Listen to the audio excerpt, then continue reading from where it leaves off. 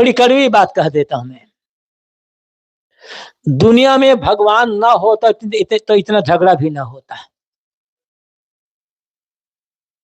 झगड़े का बहुत बड़ा कारण है दुनिया में भगवान का होना। क्योंकि कहने के लोग तो ये कहते हैं भगवान एक है, लेकिन कहने वाला खुद नहीं मानता है कि भगवान एक है।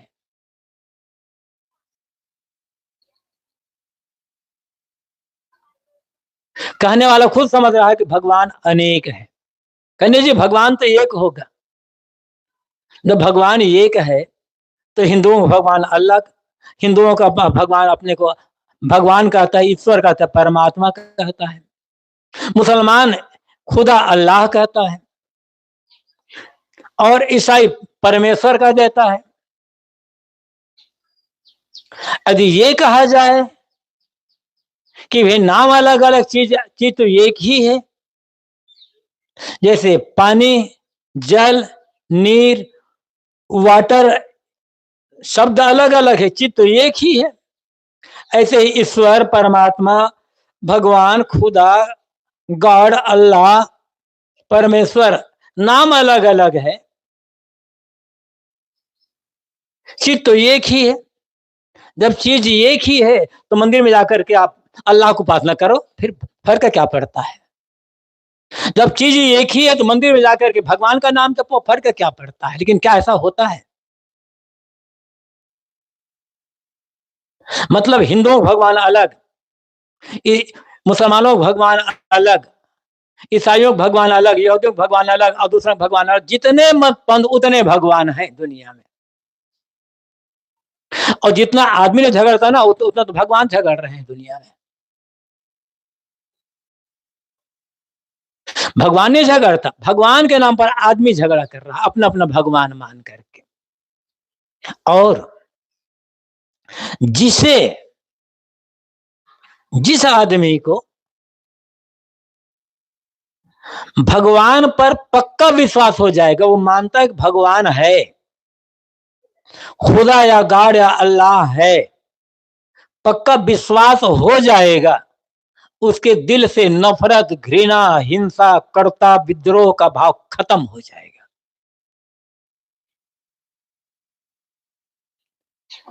क्योंकि भगवान जब एक ही है, अब भगवान कण कण में बसा हुआ है,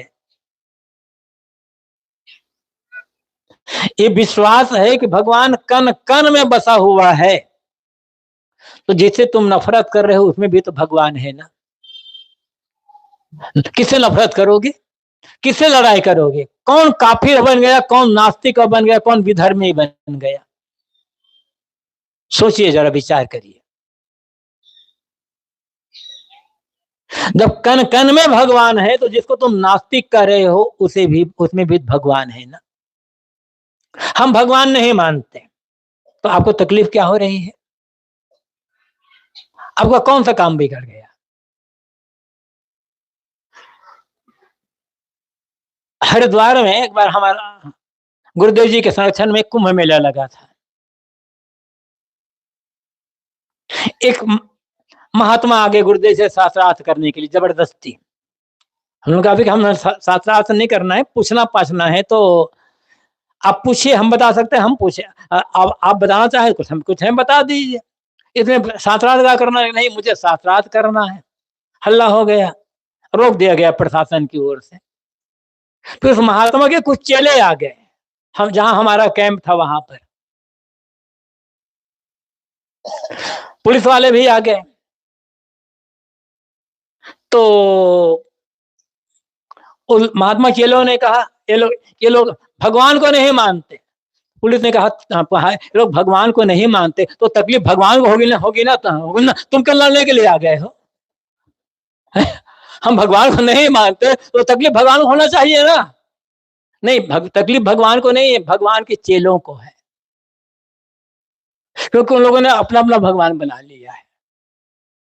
ठीक है, हमारी मर्जी, हम मानते हैं नहीं मानते हैं। ये तो ऐसा है ना, तुम मेरे पिता को अपना पिता भी मानो, जबरदस्ती नहीं मानोगे तो तुम नास्तिक हो, लाठी हम मारेंगे तुम्हें। यही बात हो रही है। ये कोई भगवान मानना हुआ? ये कोई भगवान की भक्ति हुई?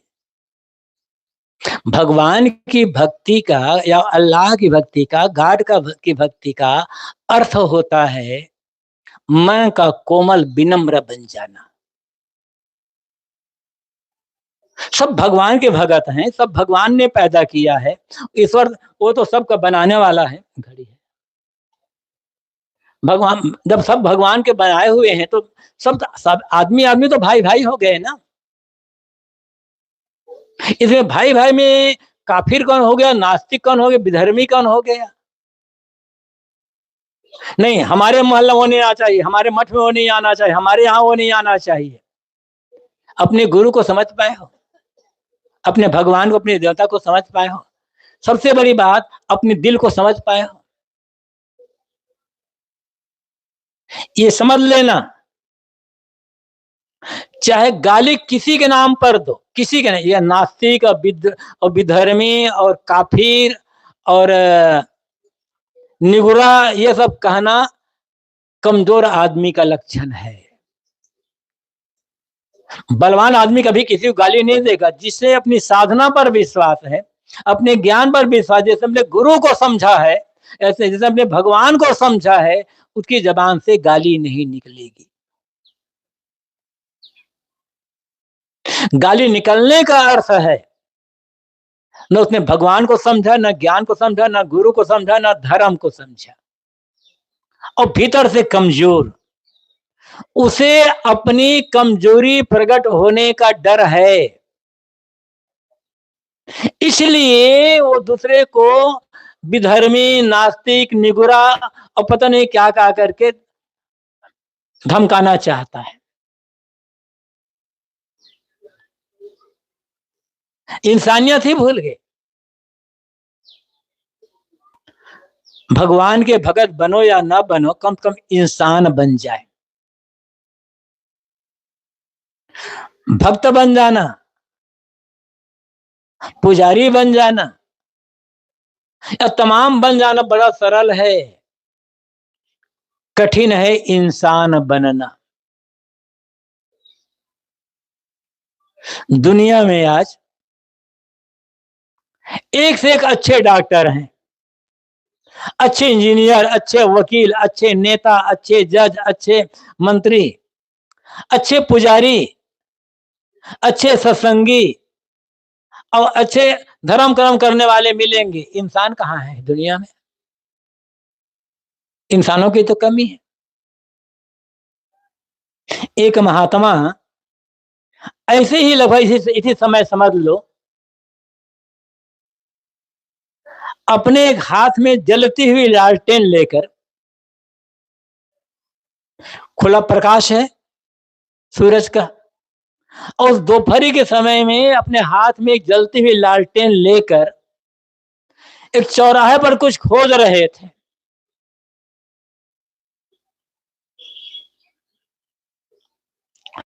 लोगों का आश्चर्य हुआ, दोपहर का समय, इतना खुला प्रकाश, उसमें भी महात्मा लालटेन लेकर के चौराहे पर खोज रहे हैं। बहुत से लोग इकट्ठे हो गए कि बाबा जी क्या खोज रहे हो? कि बेटा आदमी खोज रहा हूं। कि आदमी खोज रहे हो? ये आदमी नहीं है, यहाँ लोग, इतने लोग आ रहे हैं जा रहे हैं, हम लोग खड़े हैं, हम आदमी नहीं है। का बेटा कैसे कैसे कहूं आदमी? पूछो किसी से। कोई कहेगा मैं पंजाबी हूं, कोई कहेगा मैं बंगाली हूं, कोई कहेगा मैं गुजराती हूं, कोई कहेगा मैं मराठी हूं, कोई कहेगा मैं ब्राह्मण हूं, कोई कहेगा मैं पटेल हूं, कोई कहेगा मैं बारिया हूं, कोई कहेगा मैं नाई हूं, कोई कहेगा धोबी है, कुछ कोई और कहेगा, कोई ज्यादा कहेंगे तो कोई कहेगा हिंदू, कोई मुसलमान, कोई यहूदी कहेगा। आदमी कहाँ है इसमें से? किसी पूछ कर देखो। बड़ा मुश्किल पड़ेगा आदमी बनना, खोजना। और जो आदमी को समझ लेगा वो भगवान को समझ लेगा, और जो आदमी को, आदमियत को नहीं समझ सकता, इंसानियत को नहीं समझ सकता, वो आदमी कभी भगवान को नहीं समझ सकता है। शुरुआत इंसानियत से करनी होगी। और इंसानियत का तकाजा क्या है? अपने लिए हम क्या चाहते हैं,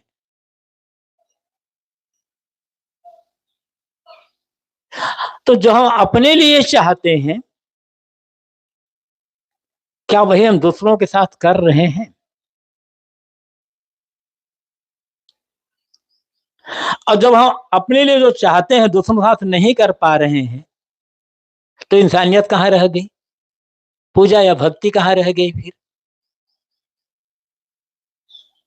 धर्म की बड़ी बड़ी चर्चा होती है, लोगों का अहंकार, हम इतनी भक्ति करते हैं, हम इतना माला फिरते हैं, हम उतना ये करते हैं, हम उतना ये करते हैं।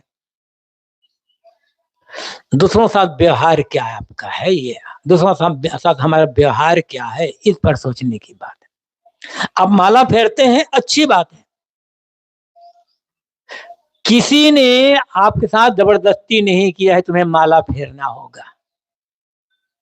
किसी ने आपके साथ जबरदस्ती नहीं किया है तुम्हें नाम जपना होगा या ये मंदिर में पूजा करना होगा। आपकी मर्जी, आप करते हो, आपको अच्छा लगता है, आपको खुशी मिलती है, कर रहे हो।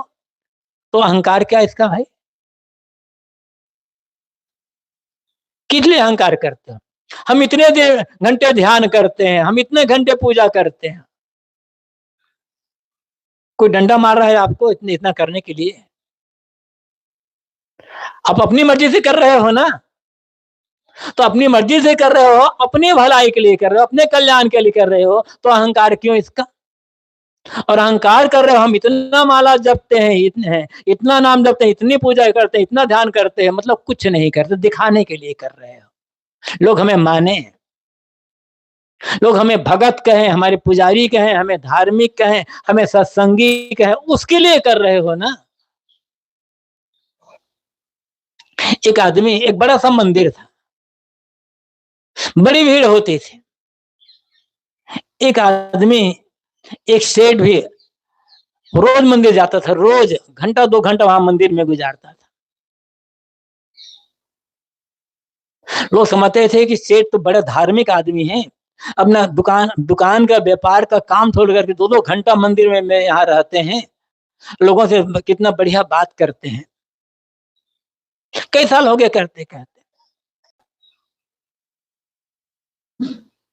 तो किसी ने, जब कई साल हो गए ऐसा करते करते, तो किसी ने पूछा, सेठ जी आप इतने साल से मंदिर आते हो, धर्म का काम करते हैं, आपको क्या मिला? सेठ ने कहा, मेरा व्यापार बढ़ गया, लोग आते हो ना, लोग यहाँ मैं आता हूँ 2 घंटे होता हूँ, लोगों से मेरी मुलाकात होती है, तो लोगों को अपना दुकान को परिचय देता हूँ, दुकान की बिक्री बढ़ गई है मेरी, इसके लिए आ रहा हूँ।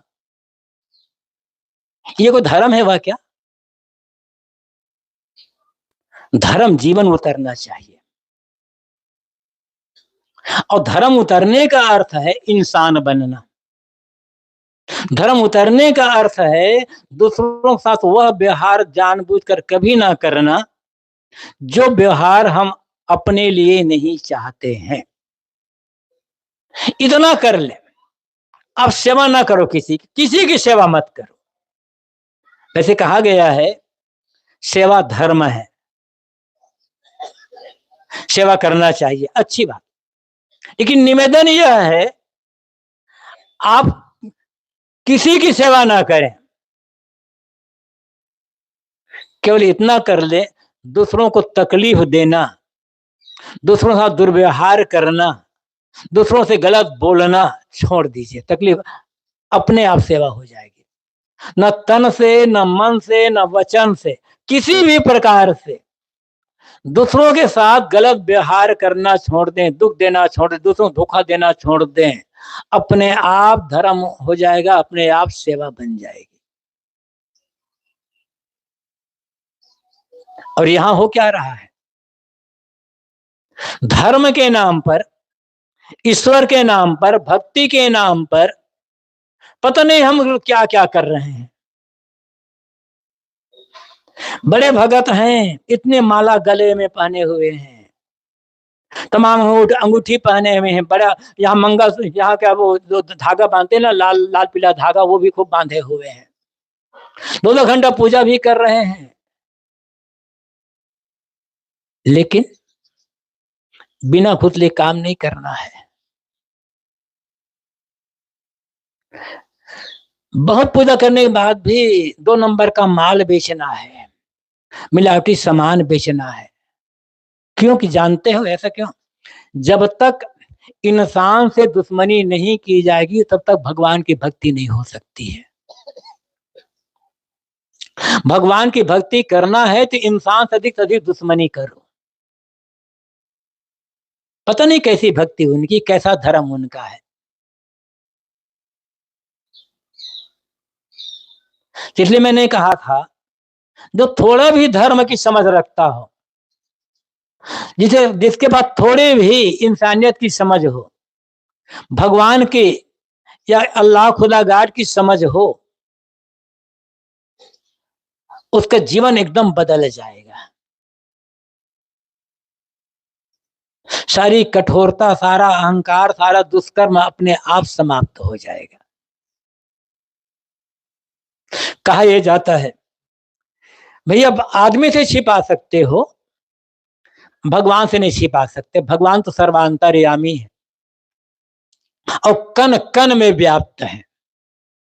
इतना बढ़िया लगता है सुनने में कि भगवान सर्वत्र है, कण कण में व्याप्त है, सब कुछ जानता है भगवान। लेकिन कहने वाले को इस पर खुद विश्वास नहीं है। केवल पोथियों में लिखा हुआ है और कहने में अच्छा लगता है, भाई बड़ा भगत है, इतना कितना सुंदर कह रहा है कि भगवान तो कण कण में व्याप्त, सब कुछ जानता है, भगवान का बड़ा भगत है। यदि इस बात पर विश्वास है कि भगवान कण कण में व्याप्त, हर जगह भगवान, हर जगह भगवान है और सब कुछ जानता है, तो किससे छिपाकर गलत काम कर रहे हो? ये बताओ, भगवान कण कण में है और सब कुछ जानता है, तो घूस लेते हो तो देते हो, कोई आदमी देख तो ना लेगा। भगवान तो वहां देख रहा है, भगवान से डर रहे हो क्या? जब चने में कंकर मिला रहे हो, देखते हो कोई पुलिस वाला, कोई आदमी तो नहीं आ रहा है देखने के लिए? अरे भगवान वहां भी है ना, चने में कंकर मिला पाओगे भला? जब किसी प्रकार से कोई गलत काम कर पाओगे? हर काम, हर जगह भगवान तो है। तो जिस आदमी को विश्वास हो जाएगा कि भगवान कण कण में है, सब कुछ जानता है, उसके जीवन के सारे के सारे काम एकदम पवित्र और मंगलमय हो जाएंगे। और ऐसा सब करने लग जाए, तब हमारी धरती स्वर्ग से भी बेहतर बन जाएगी।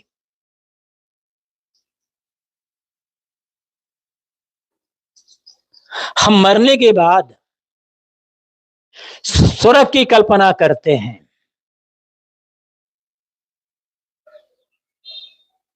जीते जी अपने जीवन को, अपने परिवार समाज को स्वर्ग बनाने का प्रयास क्यों नहीं करते?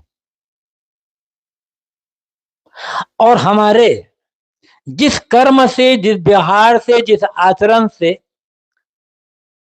हमारे जिस चिंतन से, हमारी जिस वाणी से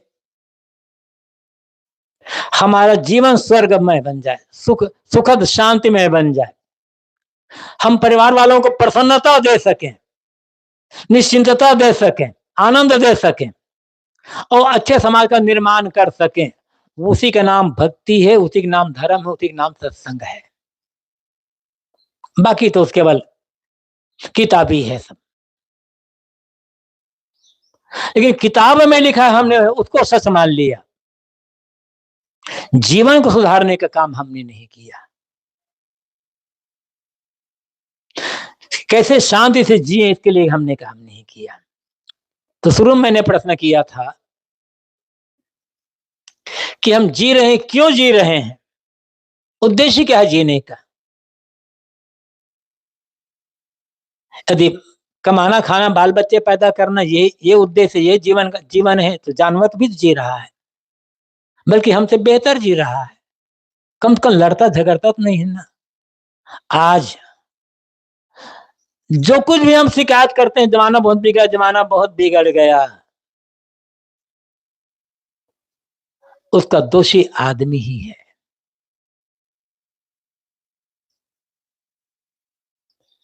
वो कहानी सुनी होगी, याद आ गई, सुना देता हूं मैं। कहते हैं कि एक बार कहानी समझाने के लिए कि एक बार ब्रह्मा जी ने धरती पर रहने वाले, पृथ्वी पर चलने वाले जितने प्राणी हैं, क्या आदमी को छोड़ करके जितने जानवर हैं धरती पर रहने वाले, सबकी मीटिंग बुलाई। और मीटिंग बुलाने के पश्चात सबका हाल चाल पूछा,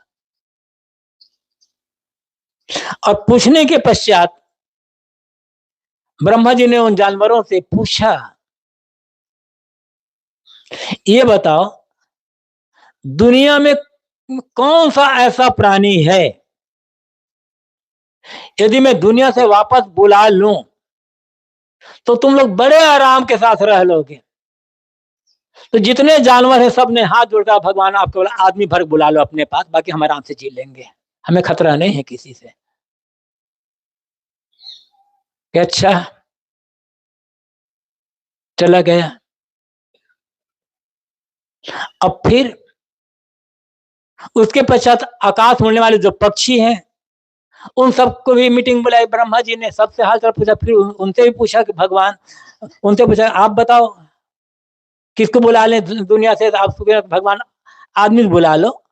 सभी ने, पानी में रहने वाले, आकाश में रहने वाले, धरती में रहने वाले, सभी प्राणियों का एक स्वर से यह स्वर रहा कि भगवान आप केवल आदमी भर को बुला लो, हम बड़े आराम से रहेंगे।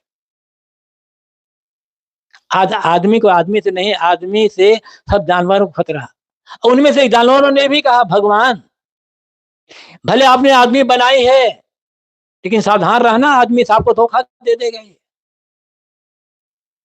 ये आदमी को आपने बुद्धि दे दी है ना, बड़ा चालाक हो गया है ये, आपको भी धोखा दे सकता है ये। ब्रह्मा जी ने कहा, भगवान ने कहा ऐसे कैसे हो सकता है, मेरा बनाया भगवान मुझे धोखा दे देगा भला। तो उन लोगों ने कहा भगवान आप समझ नहीं रहे हो आदमी को, कितना चतुर कितना चालाक हो गया है ये, आप बुला लो आदमी से, किसी को बुलाकर देख लो, आपको भी ठगेगा ये। तो भगवान ने कहा अल्लाह एक बार देख लेता हूं, परीक्षा ही कर लेता हूं।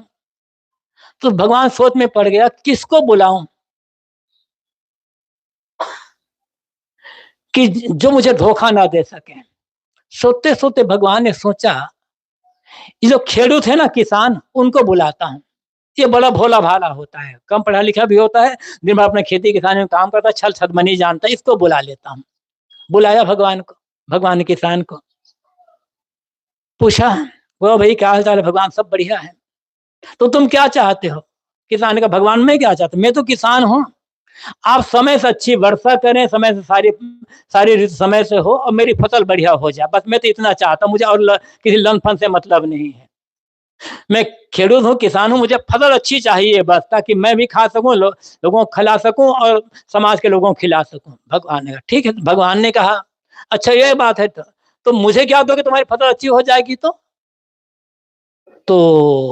किसान ने कहा भगवान मैं क्या बताऊं, आप मालिक हो, आपकी जो मर्जी हो आप ले लीजिए, जो आपसे जो बचेगा वो मैं लूंगा। तो भगवान ने कहा अच्छा ये करो, जाओ तुम्हारी जो मर्जी वो फसल बोना, लेकिन याद रखना नीचे वाला तुम्हारा होगा, ऊपर वाला मेरा होगा, जो भी ऊपर होगा वो मेरा, जो नीचे होगा तुम्हारा। भगवान ने, किसान का मर्जी, भगवान आपकी मर्जी है। और किसान आया, आलू बोया, प्याज बोला, शकरकंद बोया, सूरन बोला, भगवान ऊपर वाला ले लो, नीचे वाला मेरा है। भगवान ने कहा तो बड़ा गड़बड़ हो गया, ये तो मुझे ठग लिया, सचमुच में ठग लिया। दूसरे साल बुलाया उस किसान को, कहो भाई भगवान आपकी बड़ी दया, अच्छी फसल हुई, बहुत बढ़िया महाराज, बड़ी कृपा हुई आपको महाराज, और एक कृपा कर दें। भगवान ने कहा मुझे क्या मिलेगा? भगवान मैंने परसा ही कहा था ना कि आप जो चाहे पहले आप ले लो, बचेगा वो मैं लूंगा। भगवान तो धोखा खाए थे। भगवान ने कहा अब धोखा, अब मैं धोखा नहीं कहा। भगवान ने कहा नीचे वाला मेरा, ऊपर वाला तुम्हारा। किसान ने धान बोया, गेहूं बोया, मक्का बोया, बाजरा बोया, ऊपर भड़का, भगवान नीचे वाला ले लो आप। ये तो बड़ा गड़बड़ हो गया, धोखा खा गया। तीसरे से एक बार का भगवान ने कहा, 2 बार धोखा खाया खाया, अब तीसरे बार धोखा नहीं खाऊंगा मैं। तीसरी बार बुलाया, तो भगवान बहुत बड़ी कृपा हुई आपकी। भगवान ने कहा, मैं किसान का 1 साल और कृपा कर, भगवान आप जो चाहो ले लो। भगवान ने कहा, नीचे वाला मेरा, ऊपर वाला मेरा, बीच तुम्हारा। भगवान किसान ने मक्का बो दिया, वो तो बीच में होता है। आदमी आदमी को ठगता है, भगवान को भी ठग लेने वाला। लेकिन ये चतुराई आदमी को ही मारती है। बात मैं ये कह रहा था, जब तक हमारे अंदर की चतुराई नहीं जाएगी, चालाकी नहीं जाएगी, कपट नहीं जाएगा, स्वार्थ अहंकार नहीं जाएगा, तब तक भक्ति भजन कुछ काम आने वाला नहीं है भाई। आप जो मानते हो मानो, हम ये नहीं कहते जो हम मान रहे हो आप मानो। हम अपना विचार देते हैं बस। अच्छा लगे मानो, ना लगे छोड़ दो, कोई जबरदस्ती तो है नहीं। लेकिन आप मान रहे हो तो उस मानने का अर्थ क्या है और जीने का अर्थ क्या है, किस लिए, ये सोचने की बात है। मानने से कोई आदमी बड़ा नहीं होता है। हमारा व्यवहार दिखना चाहिए, हमारे कर्म, हमारा आचरण। तो एक निवेदन है बस, बातें तो संतों ने बहुत बता चुकी है। एक निवेदन है, कहीं भी आप रहते हो, भारत में रहते हो, भारत से बाहर रहते हो, कहीं भी रहते हो,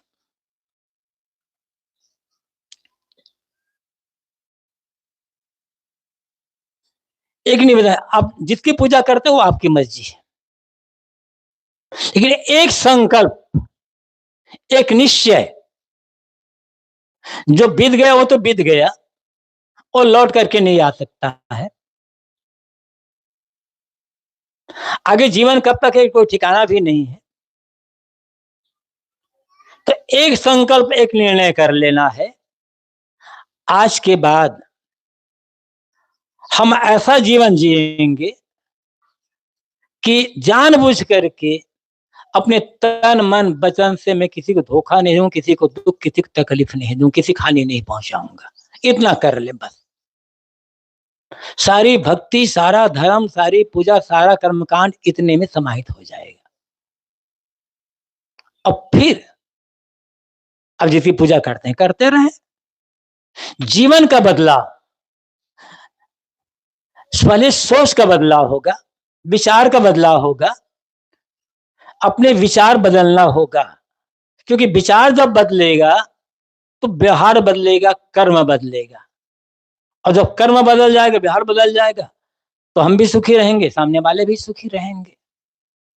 इसी बात को प्रेरणा देने के लिए संतों ने बीच बीच में सत्संग का आयोजन किया है। और सदगुरु कबीर की तो ये बात ही है। सदगुरु कबीर के हम एक सीख मान लें कि जाति, वर्ण, मत, मजहब को लेकर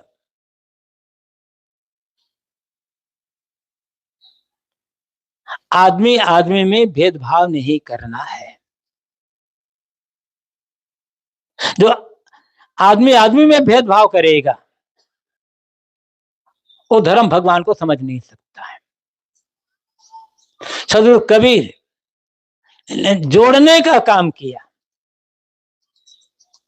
उन्होंने हिंदू मुसलमान को एक बताया, ब्राह्मण शूद्र को एक बताया, ईश्वर अल्लाह को एक बताया, भाई रे दूध जगदीश कहाँ आया, कहो कौन ने बौर आया। तो हम कबीर साहब का अनुयायी हैं। कोई कुछ मानता, कुछ लोग मानते हैं कि कबीर साहब आकाश उतर करके आए। ठीक है, आपको फायदा क्या होगा?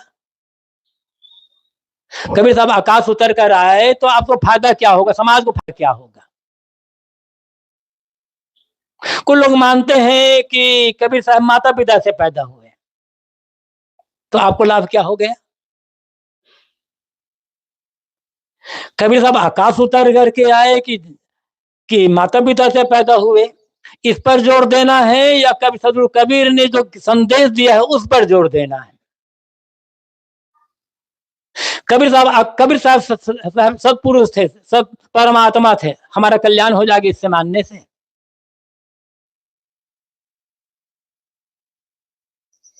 और कबीर साहब माता पिता से पैदा हुए, तो क्या हम इस बात पर कर ले तो हमारा कल्याण हो जाए इससे?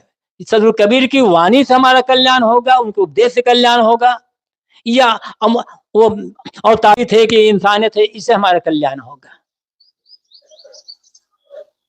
और यदि कबीर साहब माता पिता से पैदा हुए हैं या आकाश उतर कर आए हुए हैं और इसको लेकर के करीपंथी लड़ रहे हैं, बांटने काम कर रहे हैं, तो कबीर साहब को कहां समझा फिर लोगों ने, करीपंथियों ने? आज हम कबीर साहब को बांट रहे हैं और कबीर साहब सदगुरु कबीर का संदेश से जोड़ने का। तो चाहे आप कबीर सदगुरु कबीर को मानते हो कि राम को मानते हो कि अल्लाह को मानते हो कि गाड को मानते हो, आपकी भावना है। हमारा मूल्यांकन इसके आधार पर नहीं होगा।